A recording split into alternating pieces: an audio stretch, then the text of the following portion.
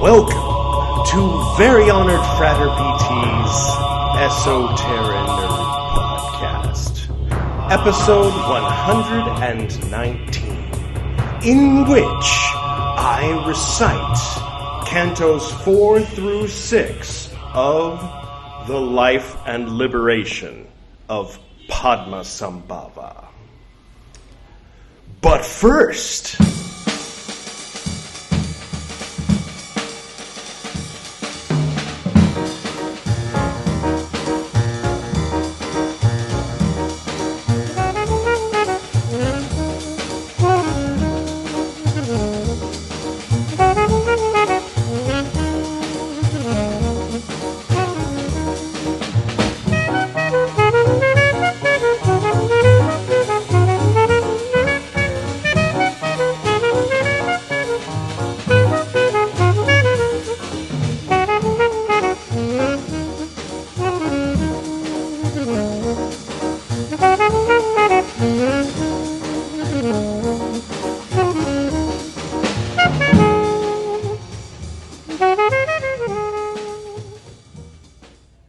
you guys will never guess what happened today. My Poly Scriptures arrived. It was a little ad for our sister podcast in which Edward Reeb, who looks a lot like me, but he wears a different outfit, recites, loosely speaking, Buddhist books.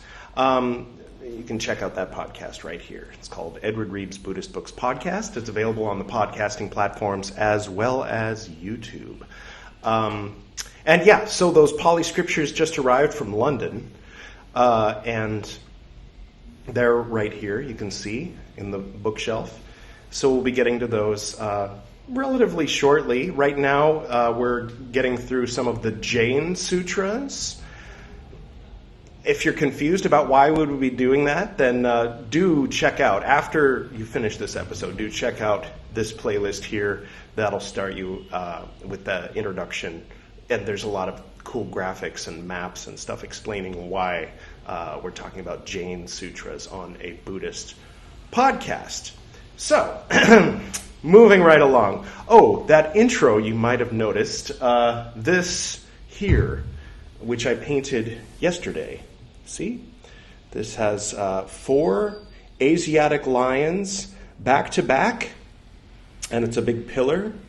But I've painted it in an unusual, stylized way. So what is this thing?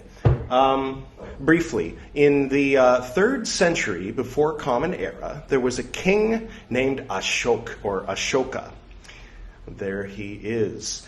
Now, he conquered a lot of territory. He conquered all of India except for the southern tip, but he conquered into present-day Pakistan. What's that? Pakistan and Afghanistan, that's what that is. And into what is now considered China.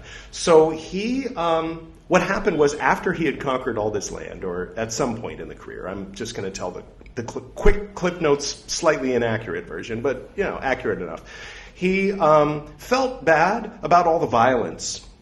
And there you can see him renouncing violence symbolically by throwing his sword into the water. Yes, that is from a movie called Ashok, which you can see here, or Ashoka.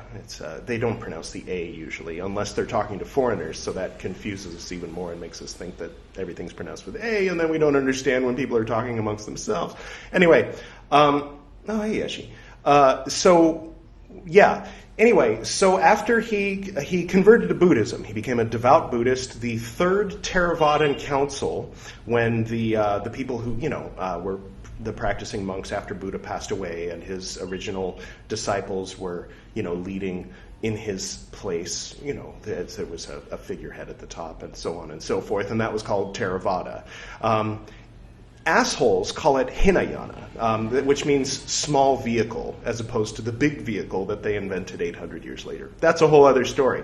We also talk about that on the Buddhist Books podcast. If you start from the beginning, if you click that first link and start with Dhammapada, then you'll get to go on an interesting ride.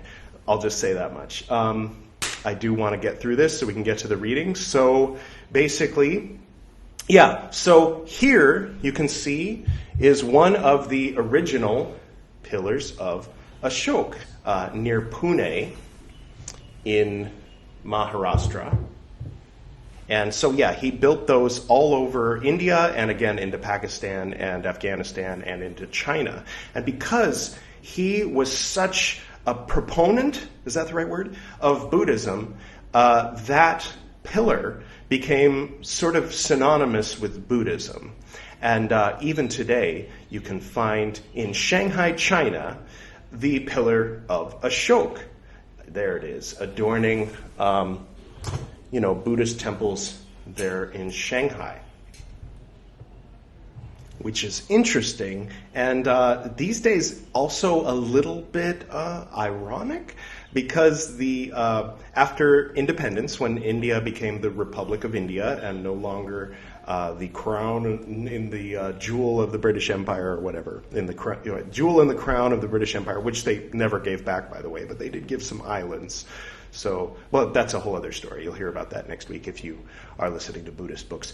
What am I talking about? Okay, so when they were, creating the flag and everything, they created this symbol as the official emblem of India, which, of course, is the pillar of Ashoka, but gold or brass. And sorry, the national anthem of India always starts playing whenever I show that on screen. And so with yeah, that's a little weird.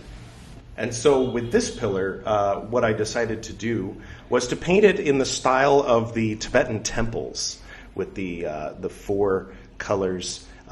If you're confused about the arrangement of the colors, then you are an Esoterinerd. So yeah, the red one represents Amitabha, and he's in the west. And in the Buddhist context, west means top. As you can see here, these are the 5 Dhyani Buddhas. Now, Vairochana is not represented here, but in some of the places where the colors, where I didn't exactly color within the lines, you can see white shining through. See? So yeah, that's not a flaw. What that is Vairochana shining through. Anyway, so yeah, you have Amitabha here in the west.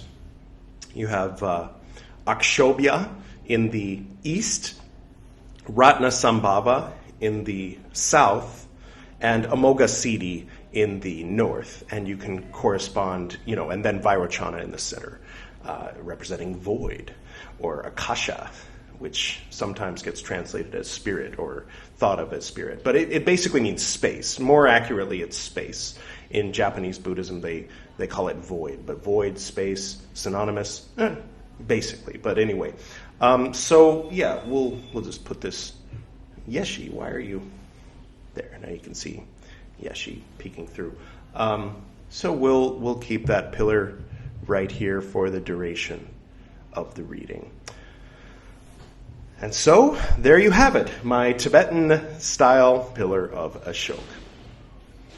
And so, without further ado, let's get to today's recital, shall we?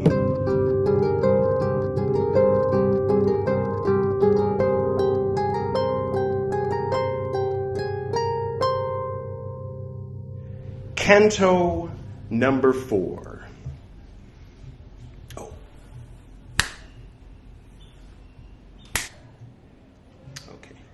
I'll have to have that looked at. The 5 castes and the consecration of the 5 radiant suns. The Lama Dorje Chang having arisen.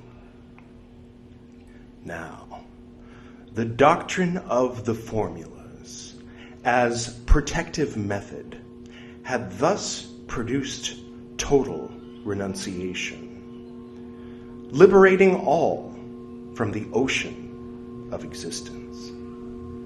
In his desireless serenity, Padma was given the homage of gods and men, and rose to be Lama Dorje Chang.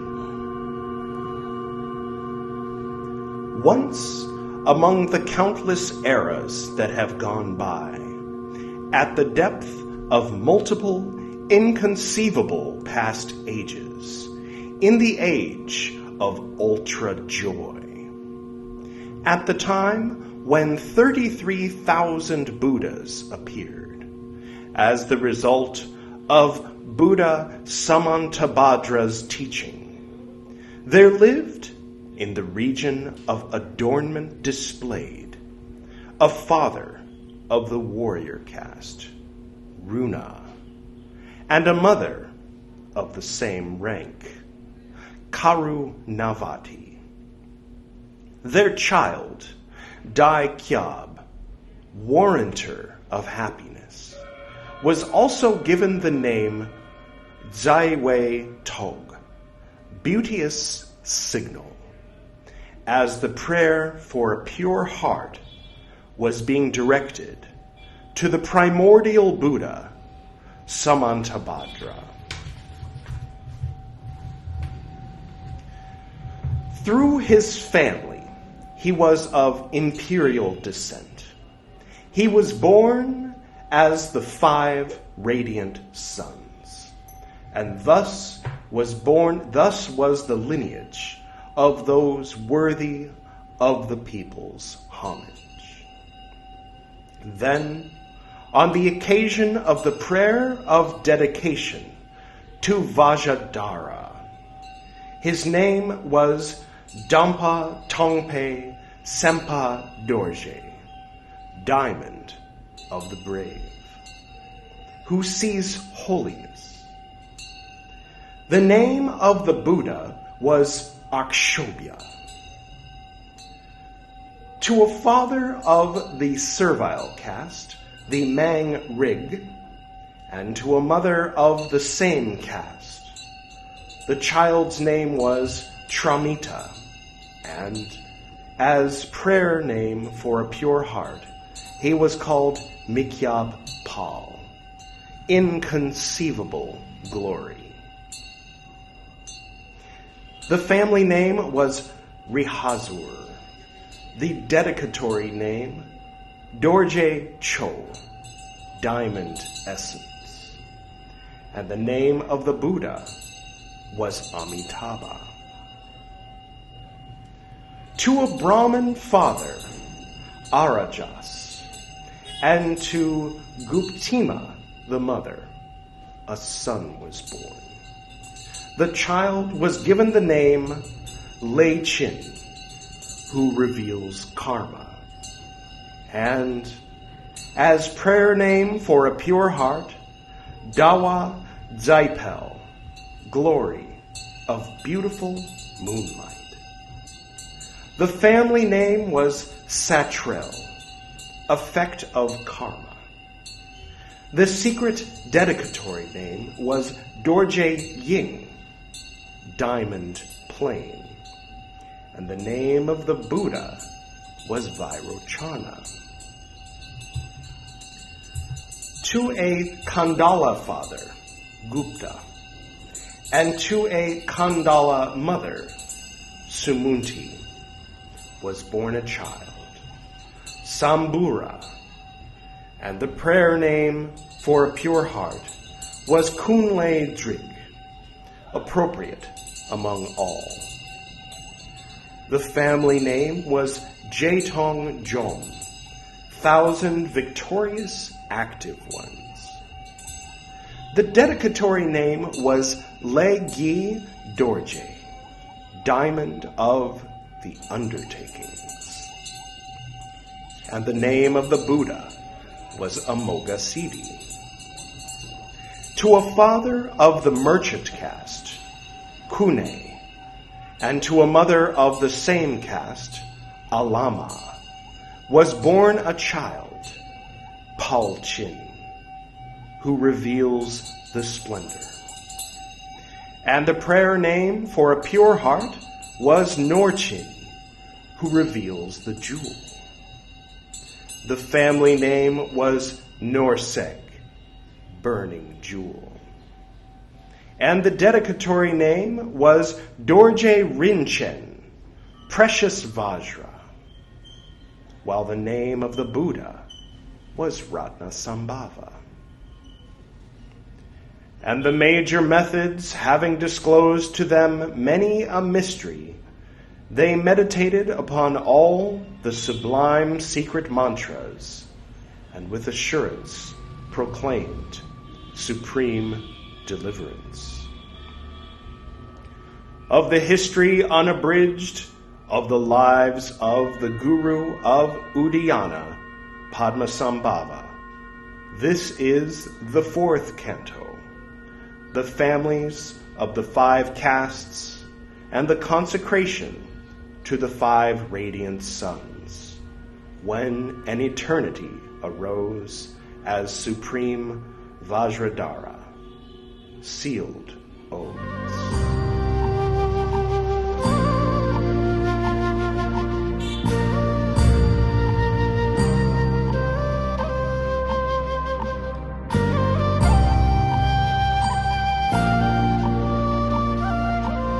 Canto 5. The series of the births of Rudra and the beginning of his subjugation.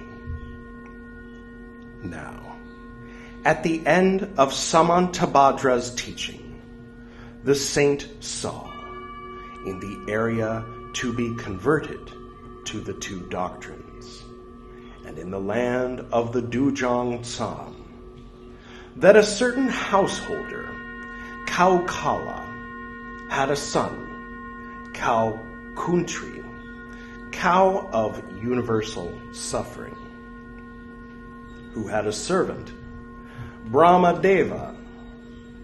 In order to maintain the affirmation of the metamorphosis body, Padma assumed life as the bhiksu Tubka Shunu Kyuwa, invincible youth. In order to keep the formulas, an expression of the body of fruition, he was also known as a high master of the house, Rigchang, holding his caste. Toward this bhiksu, known under 2 names, go the aspirations of all. He adopts and follows the great path of the 5 applications and the conditions of the aggregates he sees as to be praised. At this same time, Kau Kuntri became a believer. Having questioned many men, he settled his doubt. Quote, I will imitate the teacher Tubka Shunu Kyuwa, end quote, he said to himself. Since one does not achieve awakening if one does not cast off suffering. This is in quotes. Is it not the Dharma when one does what gives one pleasure? I myself will speak out as well as this bhiksu. May I, when my ignorance has been dispelled, obtain nirvana. End quote. Therefore, since Tubka Shunu Kyuwa was considered a great master, Kau Kuntri and Brahmadeva came into his presence, and there they said, quote, clearing away doubt, one clears away the 3 sufferings. One is then, by acting according to one's pleasure, a yogi. We ask the support of the one who in the application knows how to see the noble truths and discerns the meaning of the formulas. End quote. Thus they beseeched him, with their heads bowed at his feet. And the doctor said, quote, yes, of course, right, benediction. However one purifies the cycle of existence. Therefore, brotherhood has well been called the best jewel. End quote. At these words, master and servant entered into religion. Dharma Ngakpa, black deliverance, and Den Pag, orderly restraint. Such were the names which they received. And Den Pag was entrusted to be the judge of Tarpa. Then the Bhiksu Tarpa Ngakpa, speaking to Tubka Shunukyuwa, said, quote, O guardian of the formulas, great carrier of the formulas of knowledge, what is the true path to the full deliverance from all suffering? End quote. The doctor smiled, quote, in the uncontrived nature of existence, in order that attachment to the four realities may be nothing more than a cloud in the sky. There is the road of holy application. If one does not know it, there is no other order of views in the three worlds. End quote. Thus he showed himself to be wise and of upright mind. Since Tarpa and the servant were satisfied, they respectfully made him an offering. Then, after praising him highly, they withdrew.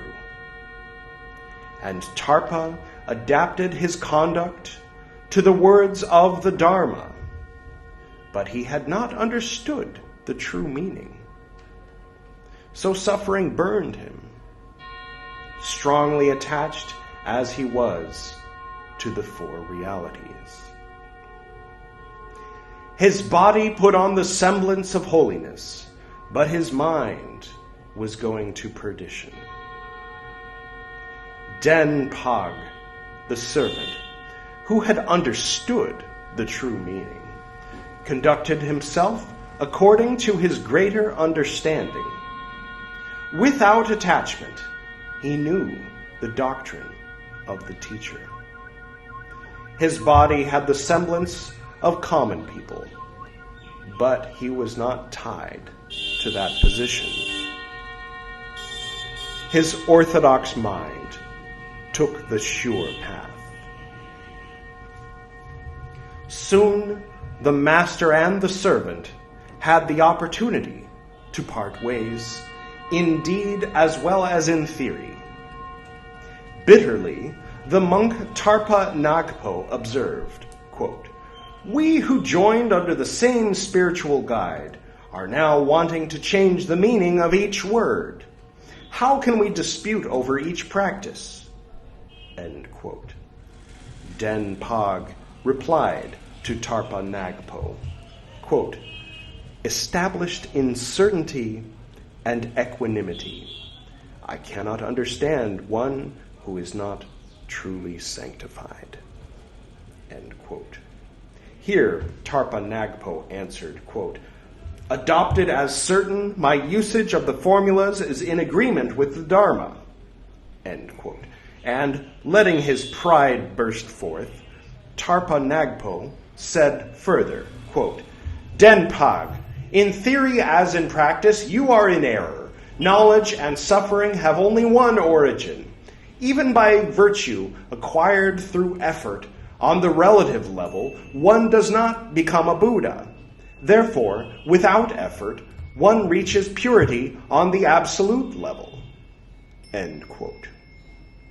Now, Den Pag retorted, quote, wisdom purifies consciousness of desire. One has access to the formulas by means of the uncontrived nature of existence. Suffering disappears like a cloud into space. the triple activity overturned. One does his utmost. Such is the opinion of the teacher Tubka." End quote. At these words, Tarpa Nagpo, irritated, exclaimed, "The guide Tupa Shunukyuwa practices detachment. Silent, he keeps the true nature of esotericism secret." End quote. Now, in order to submit the question to that great sage, king of the Dharma of Jabudvipa, they set out to vie with each other. Having arrived together, they submitted their case, and the doctor, discerning correctly, said, "Den Pog is right." Tarpa Nagpo became furious, both in mind and speech. Quote, "For one spiritual guide to have two opposing viewpoints is all wrong. The teachings then lead to disagreement. Den Pog, undependable as a servant, even raises his voice to me." End quote. Den Pog replied, "His actions turn completely to the wrong path. Action with such a guide is entirely deflected. In order that he may cease to lecture, may he be immediately expelled. The master is, on the whole, a man like the pupil. Both resemble each other, except that one does not speak. Since I am constrained to silence, the teaching is backwards. No one here likes so partial a master. If he is banished, I will see about taking care of the country." End quote. Banished to the frontier, Tarpa Nagpo stood in the distance, rejected. Like drum and thunder was the voice of the great sage Tubka, and in the world of borders, of the group of valleys, people took refuge in Tubka Shunukyuwa, and he said, quote, "Weak minds which do not know are incapable of explaining the doctrine.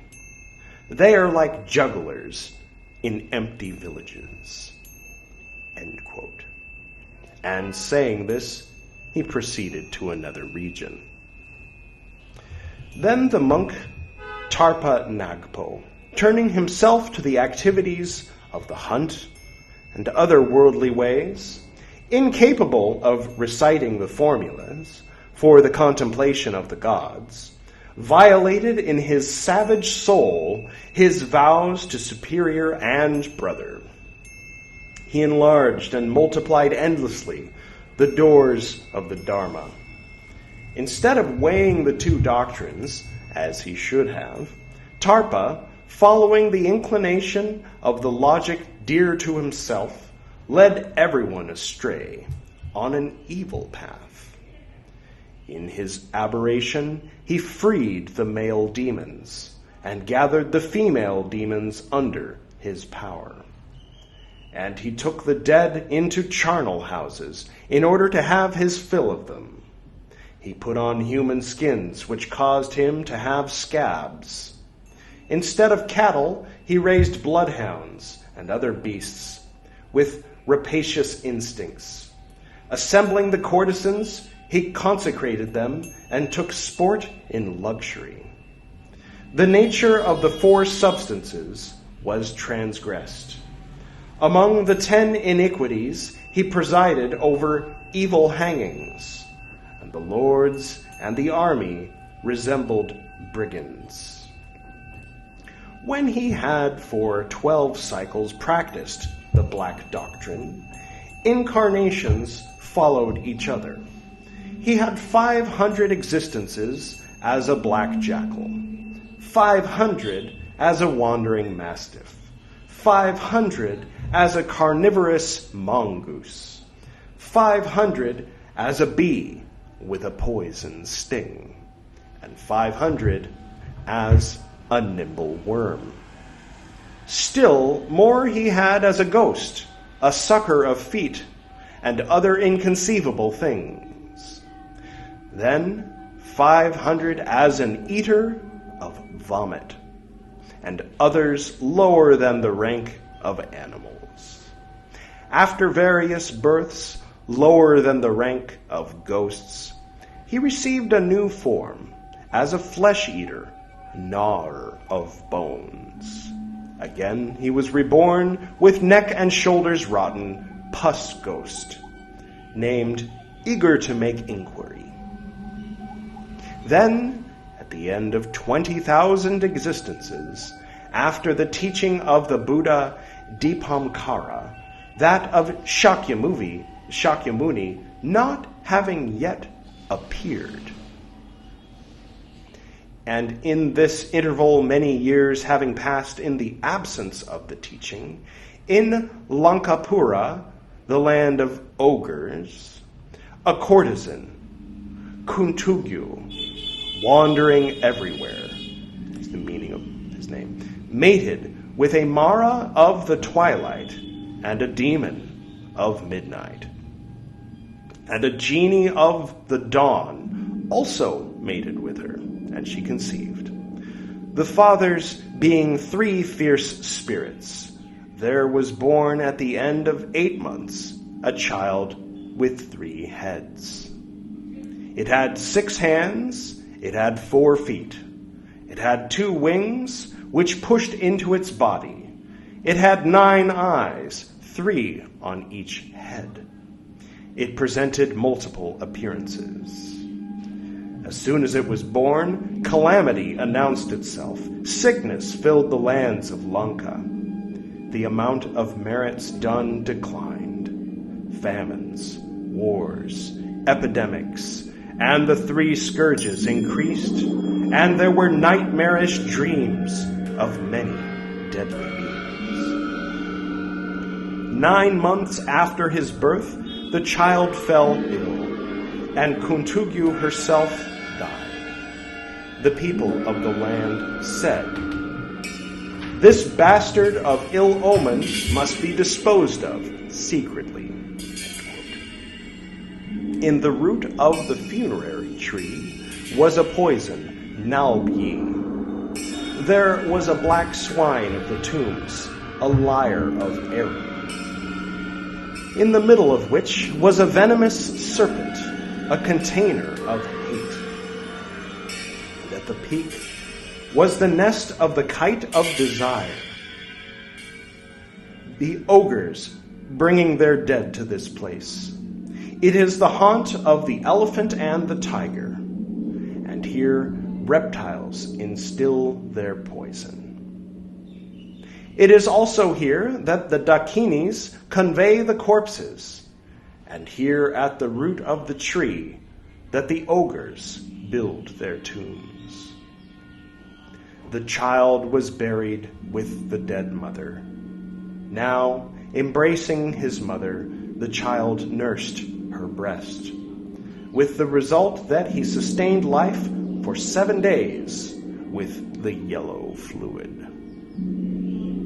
Then, by sucking her blood, he lived 7 days. Then, by eating her breasts, he lived for 7 days. Then, by eating her viscera, he lived 7 days. Viscera. Then, by eating her flesh behind, he lived 7 days. Then, by eating her bone marrow, he corrupted the corrupted spine marrow, and by eating the brain, he lived a span of 7 days. For 42 days his body grew, and then, when he no longer had anything to eat, he shook and made the tomb collapse. On looking inside, the Dakinis saw that the cadaver had been devoured. Having eaten her flesh and drunk her blood, he had also taken her skin as a tunic, and her skull as a cup for bloody libations. Seeing a serpent, he made himself an anklet for his foot, a bracelet and a necklace. Finding a dead elephant, he ate its flesh and stretched out its skin. He drank the blood and ate the flesh of a tiger, and use its pelt as a cloak. Then from his mouth he produced the fixed form of a curd of blood. And from his body he disposed of a small pile of ashes. And he who had eaten his mother for nourishment, and dressed himself in her raw skin, who in his thirst had drunk her blood, and who in action had perpetrated crime, who to live had lived off the dead, had a complexion which shone with light. White on the right, red on the left, blue in the middle, his faces were fierce. Red, white, and blue. His giant body was of a pale ash color. His face was maliciously gracious, with coarse, muscular bundles of rough flesh. He attached on one side of himself a row of withered heads, and hung fresh heads about him. He made himself a garland of 3 fringes, dangling with skulls, and he oiled all his cheeks with red semen. On his body a swine's skin grew. His mouth and eyes were scarlet. His mop of red hair, red with the mud of his hanging curls, he tied in a knot of half length with 5 kinds of asps. Armed with bird claws on all his limbs, he tied to these in turn the serpents of 5 species. He swallowed voraciously flesh and blood, every prey which he could seize. Boar spears and whatever could serve as a weapon he carried. From his left hand he drank from the skull filled with blood. His breath gave rise to all the contagions of heat, his nose to various kinds of cold illness.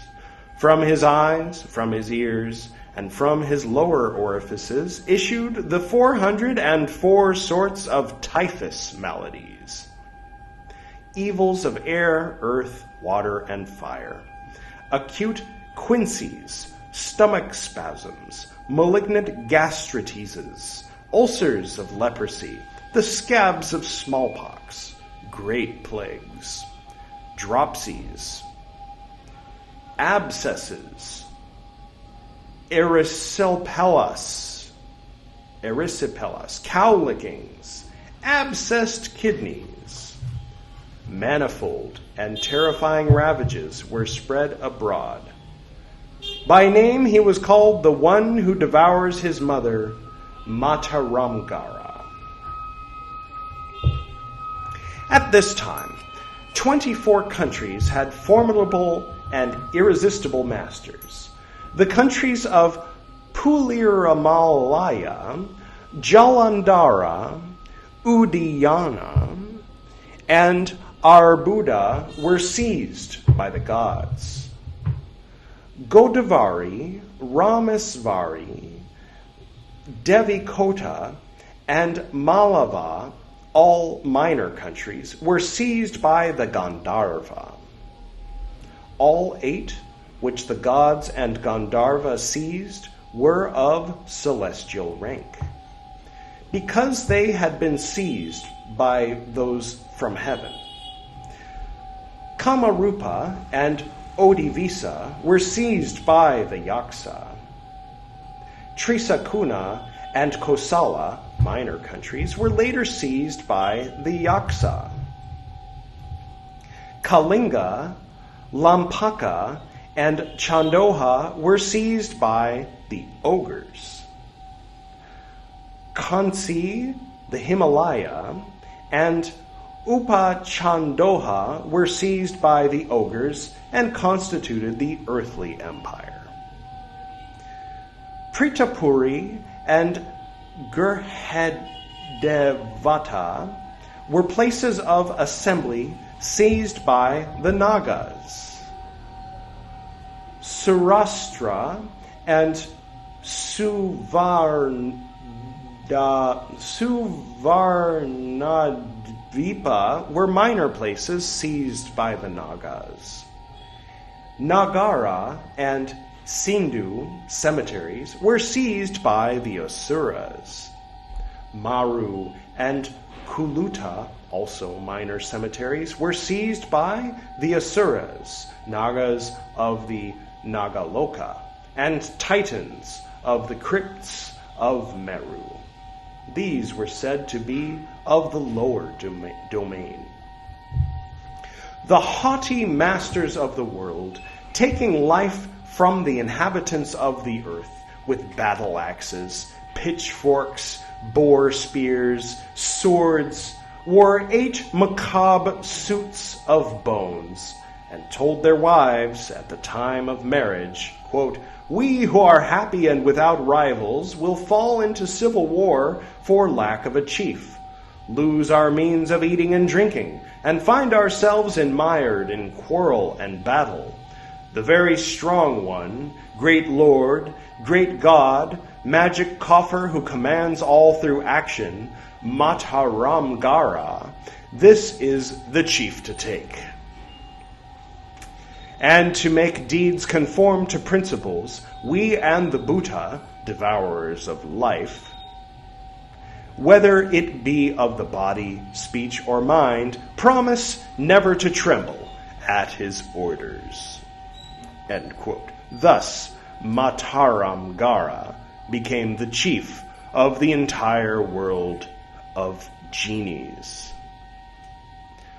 All were eager for the magic coffer. The Vignas, day and night, perpetually guarded their sinister chief. A multitude of Bhutas, the non-human beings, crowded around, battering everyone, seizing living human beings, and making slaves of each one, or slaves of slaves. The great strength of the formidable one crushed his adversaries, and at that time all who died went to hell. Now he said, quote, "I now must announce the renown of the world according to merit. Who is greater than I? Who surpasses me?" End quote. In a frenzy of pride, he talked such nonsense. Quote, "We need an army of burning fire. I will create it. I am the lord of all the Bhutas, and if any other lord excels me, to that one will I submit." End quote. Pride, thus proclaimed into the 10 points of space, obscured his mind. But Dutsen, sign of the times, declared truly, quote, "In the capital of Lanka, land of the ogres, in the country Chanlag of the red plateau of the wolves, on the lightning peak of the Malaya mountains, is the master of Lanka, the king of the ogres, disciple of the Buddha, Dipamkara. More than yours, his fame is growing. Enemies, all beaten, cannot crush him. He sleeps well, and well he awakens." End quote. Scarcely having heard these words, the formidable one with his armies entered into war, and, like a bird when it has flown into the sky, fell on the mountainous country Chanlag in the land of the ogres. Quote, "I am Rudra who devours his mother," end quote, he cried out with immoderate pride. The lands of Lanka began to shake, while ogres and ogresses were bewildered with terror. The emissary sent by the king saw that the formidable one was irresistible, like his armies. Praying in the hearing of the king, the minister of Lanka went into meditation and sent forth serene thoughts to the formidable one. Quote, "As in the sutra of the king who guards the virtues, when confusion stirs up the chief, Consternation takes the counselors. Evil spirit, misbegotten demon, you have passed through 3 incarnations of curses. Your victory over the master of Lanka is not in doubt. But in the end, ruled by numerous Tathagatas, the supreme diamond vehicle will appear.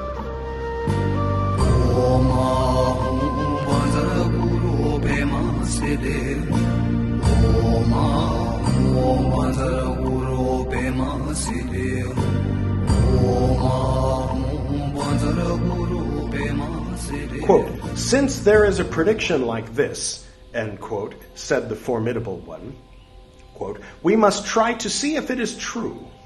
The royal army of ogres, struggling to win, will be crushed by me, thanks to the magic coffer. By me, alone and great, without rival. By me, having servants Mahadeva, the 4 regents and the rest, obeyed by the spirits of the 8 classes, master of the world, what rival is equal to me? Rudra, Rudra, who devoured his mother. End quote. Thus he spoke and subdued the multitudes of Rakshasas.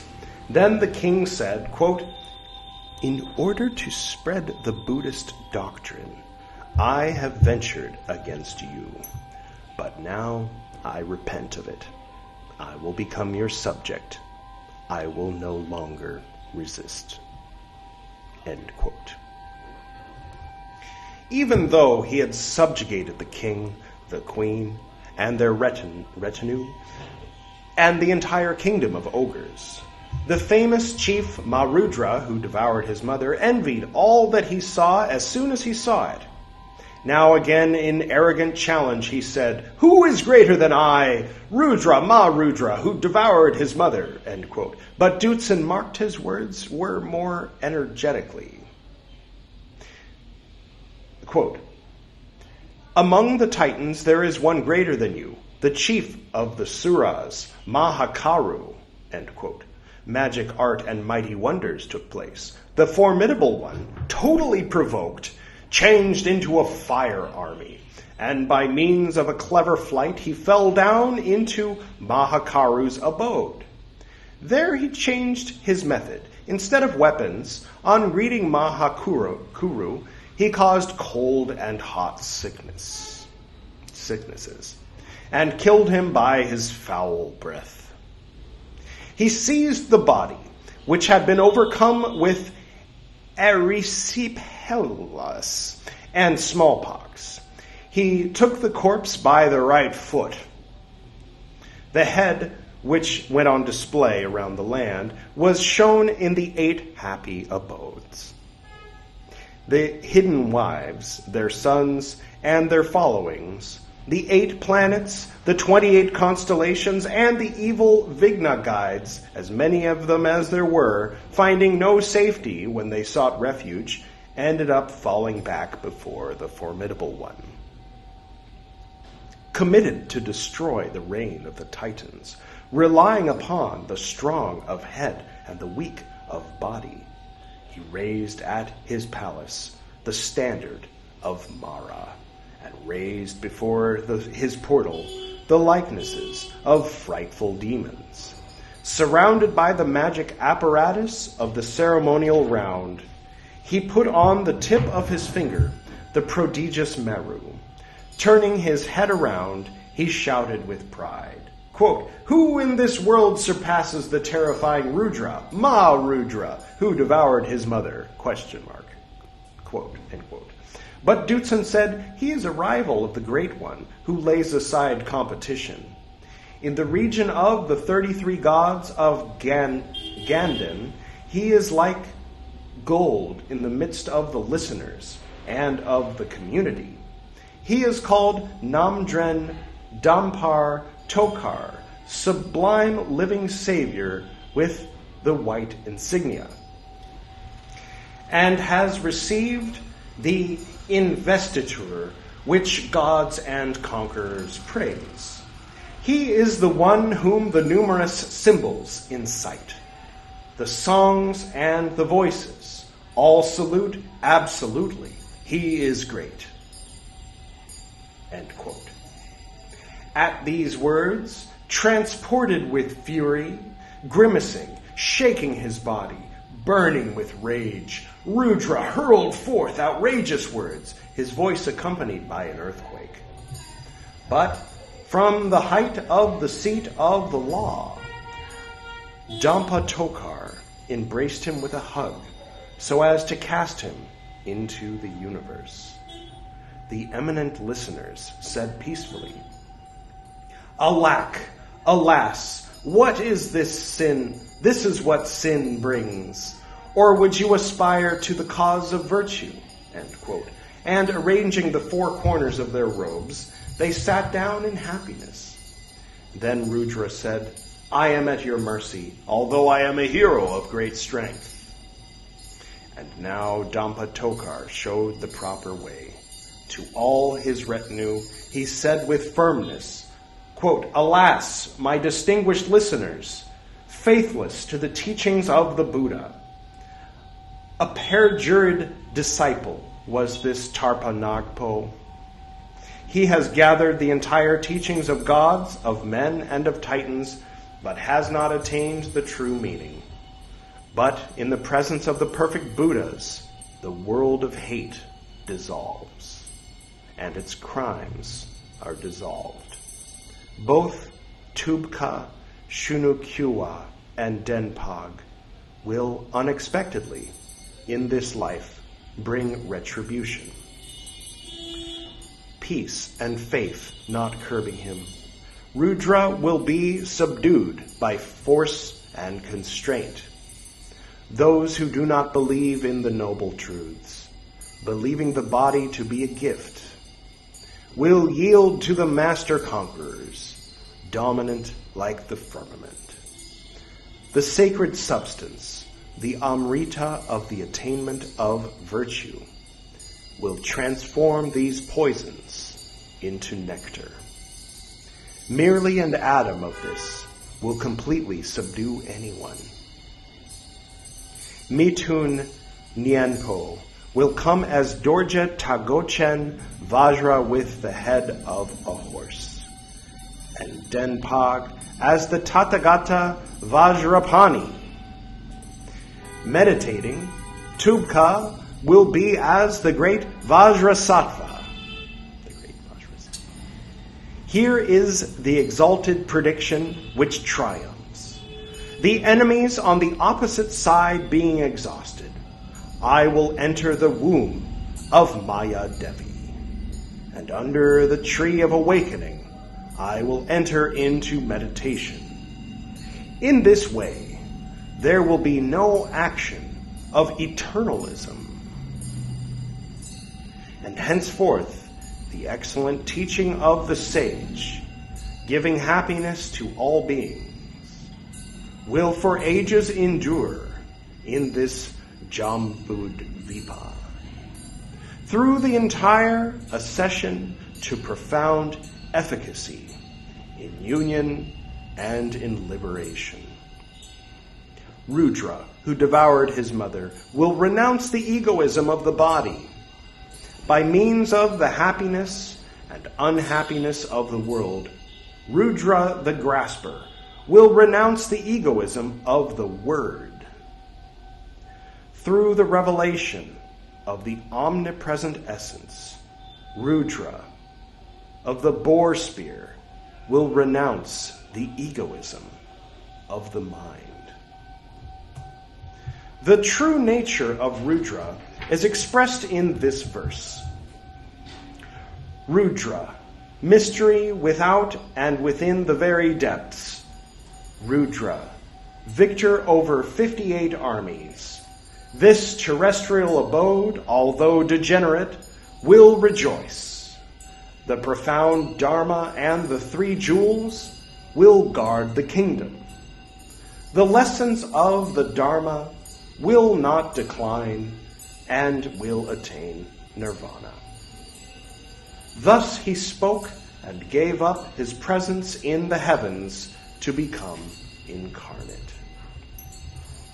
And here is what the subtle superknowledge of Rudra perceived then. He would be lord over the great god, Garab Wangchug, and would gather all the regions of the gods of Ganden under his dominion. He would also subdue the gods of Brahma and Sakra. In Malaya, he would hold the fortress of the skull and of the fresh body, the place of the one who has devoured his lair of human skin, giving himself over to the harmonies of flutes, tambourines, and cymbals. All would dwell in the midst of songs and dances. Of the history, unabridged, of the lives of the Guru of Udayana, Padmasambhava, this is the 5th canto, which shows the series of the births of Rudra to be converted. Sealed Odes.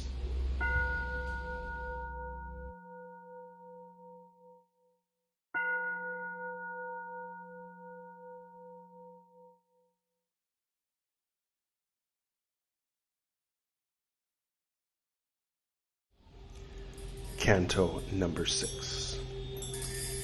The subjugation of Rudra by the horse and the swine. Now, the method of converting Rudra. There came from the plane of essence of the pure and sublime abodes the saintly sovereign master, worthy of the homage of gods and men. Essence body, Samantabhadra, with his following. There came from the heaven of fixed solidity, vision of mercy.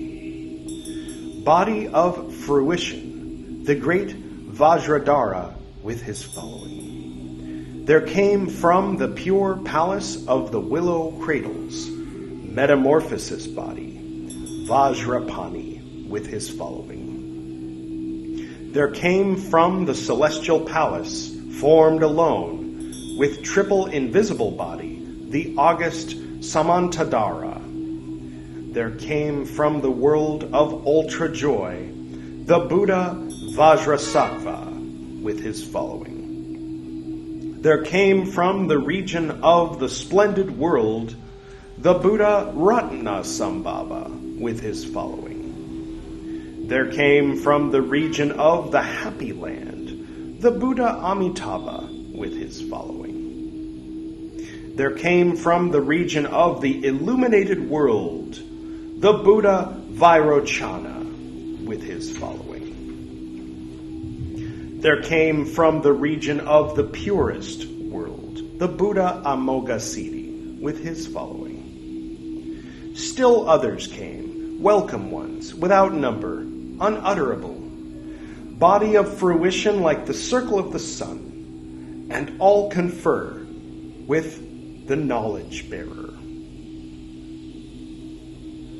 Quote, if Rudra is not conquered by the power of the Buddha, the Buddhist doctrine will not flourish, and rolling into evil ways, Rudra's body, with its detestable deeds, will experience the weapons of the tormentors of hell. If his previous actions do not carry their fulfillment, the truth which the conquerors announce is false. By remaining a stranger to fear, one will submit to it. The conference will agree fully. The welcome ones who see with the eye of gnosis, to whom the fortunate of this conquest will fall. No, it has fallen to the lot of Tubka and Denpog, and the welcome ones celebrate the consecration. Tubka is vowed no longer to the Buddha, but to Vajrasattva. Likewise, Denpog is vowed to Vajrapani. The welcome ones also formulate the entreaty. Quote, "May Tara dispense the predictions, and Avalokiteshvara the power. Horse face and swine face are going to put on the pressure. Now the time has come for some well-expressed advice. Profound, tranquil, free from ego action, ambrosial, uncompounded," end quote, where their bodies became very bright and they emitted wrathful and threatening aspects. The horse spoke 3 times, the swine 5, and Rudra Black Deliverance replied, quote, "You the small ones with horse and swine necks, what is it you are saying? The gods and titans of the world, this crowd of mighty ones, count and praise my virtues. Look at my face with a spirit of respect. If I am not conquered, you will be happy yourselves. And although I was formerly nourished in an unaccustomed way, there is no way I will be conquered." End quote. Thus he spoke and greeted them, stretching out his hand and nodding his head. Then the horse's neck penetrated Tarpa's lower door. Pressed from within by the horse head, which was raising itself up, Tarpa stretched out his arms and legs, and the horse head, with its rich ornaments, bathed in pleasant warm grease, turned green. Pagdong slipped into Tarpa's urethra and came forth by extending his head. The swine's head, colored by a fat bath, turned black. As the faces of the horse and swine joined each other, creating the god Mawatseg. The horse let forth 6 words, and the swine grunted 5 words. Quote, "To treat the welcome one like a future corpse, though one may be calm, impassive, or fierce, is to entwine oneself in endless shadows." End quote. Suffering intolerable heat in his whole swollen body, Tarpa Nagpo uttered cries of distress. Quote, "Father! Mother! Who you?" End quote. The horse and the pig have subdued Rudra. The Buddha has subdued the demons. The Dharma has subdued the impious. The Sangha has subdued the unbelievers. The powerful one, the Titans, meaning has subdued, in between, implied. There's a pattern established. The Titans have subdued the moon. The Garuda has subdued the sea. Fire has conquered the trees. Water has conquered fire itself. The wind has completely subdued the clouds. The diamond has pierced the rock. Last night's nightmare is done. Whatever you do quickly. They made a terrible voice resound. Quote, "End your anger. Fall into the ocean of the Nagas. The royal tree, fulfilling desires, sandalwood, heart of snake, spouted. Its roots were planted in the land of the Nagas. Its leaves were gathered in the abode of the Titans. Its fruits ripened in the dwellings of the gods. Its name is the ambrosia of immortality." End quote. When the horse and the pig had ended the joyous game, happy object, happy path, happy fruit, they blessed, insofar as they were aspects of knowledge, the numerous and subtle aspects of Rudra. Then both horse and pig went away to the essence plane. That is why Rudra has 3 heads, and why the 8 aspects of the cemeteries are the 8 glorious aspects. Such it is with the atonement of the gods. They carry their aspects like talismans gained from killing and making war. After that, Vajrapani sent forth emanations, and Rudra also produced emanations. Displaying his magic power, he revealed wonders, manifesting the 3 heads times 9. Then Vajrapani, Lord of Mysteries, revealed the wonders of the 9 major powers, and began setting in order the skyful of miscreants. He resolved to put Rudra through the 8 stages of saintliness.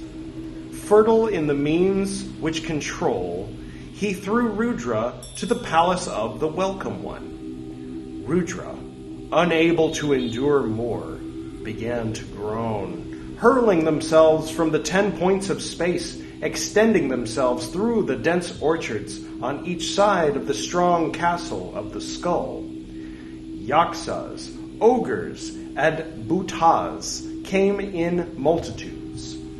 There were 1 trillion of them. Show your strength quickly. It is time. From the 24 countries where it was quartered, Rudra's army, numbering in the 1,000 trillions, or quadrillions, obviously, accompanied by criers and messengers, rushed along countless frontiers. Congesting the air and the ground, they called out in tumult, with grinding of teeth and great noise, brandishing all their weapons at the same time. Now the high prince Mewatseg incited from within. Then Vajradhara to the 10 fierce ones, granted each the power to wield a magic dagger. And 3 times Hayagriva hummed his horse speech while trotting. Rudra's people began to howl and whimper. Each raised an outcry and cast away his cherished objects, his ornaments, and his heart's claims in this life. Then Tarpa Nagpo, exhausted, was converted. Quote, "Province of the Buddha's activity, I salute you. Creative acts of retribution, I salute you. Let my actions be accomplished in their fruits. You can see by the ripening which has come to pass what they have been in former times. Present actions determine what will come in the future. Actions are joined to the body like its shadow. What one has done, that will he endure. Neither despair nor repentance will remedy the power of actions. I am a reprobate. I hand over this body to be used like a chair. Pray sit on it." End quote. And the powerful one in front of his retinue said, quote, "Unfortunate ones cannot enter into the center of the mandala.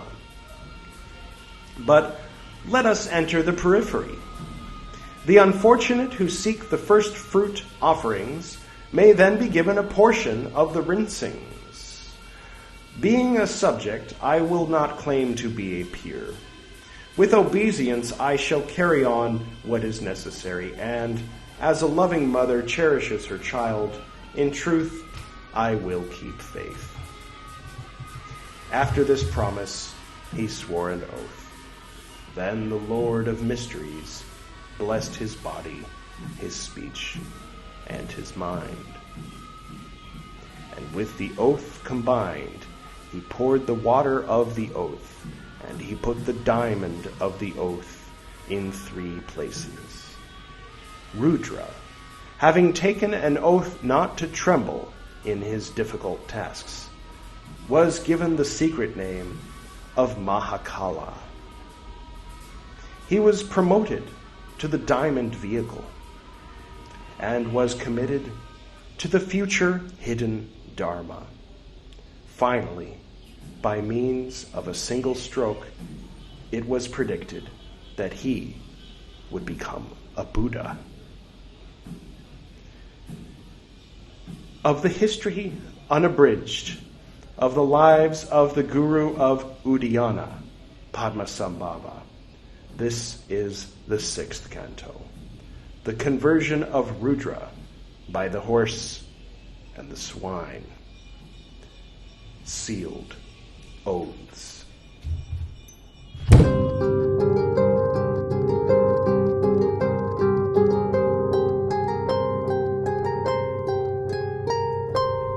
Well, thank you, Yeshe Tsogyal, the author of this book. And thank you to, I believe, Henry Wolf and Nancy Jennings for providing a lot of the music that was played in the background, and I believe the Big Om album. Special thanks to Susumu Ueda, as well as his father and the other monks at Jofuku-in on Mount Koyasan, for the music you're listening to right now. Special thanks to Camille and Kennerly for the harp transition into and out of the recital itself. One thing I wanted to mention, you heard me talk about how the white color of Vairochana is the center of this, where this here. Now, if you're coming from Western, the Western esoteric, then this will make a little more sense. Here you have East, West, South, and North. Now you might be thinking, well, the North, being Earth, that makes sense to me. Nope. You remember the tattvas? Yellow is Earth. All right? Green is air. All right. Water and fire, blue and red, they're a little more intuitive. So there you have something to meditate on, if you'd like. So, thank you for going on this journey with me. That was interesting. That was a very interesting story. Gosh, it kind of hit me in an unexpected way at the end.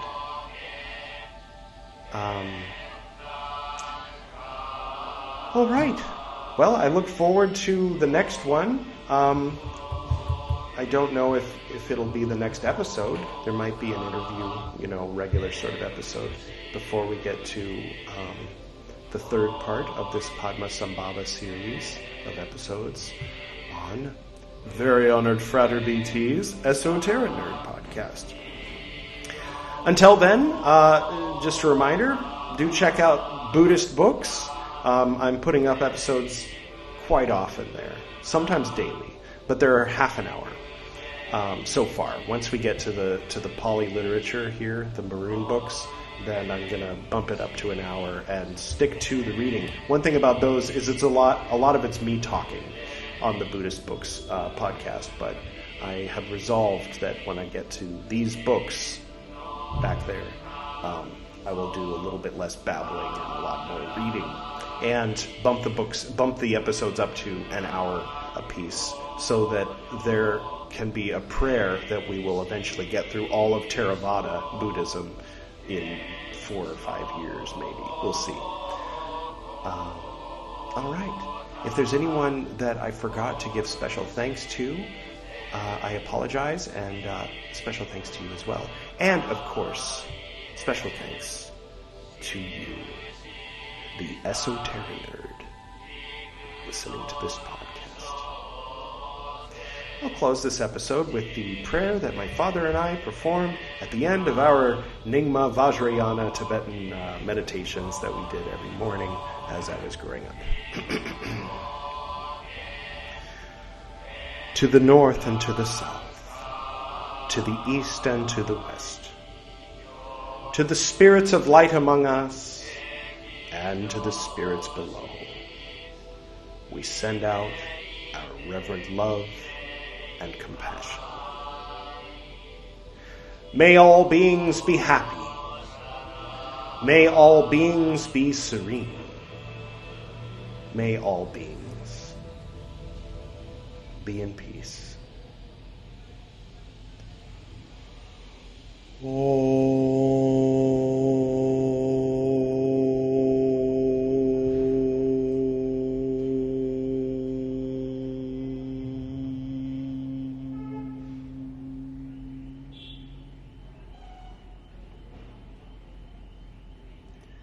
next time.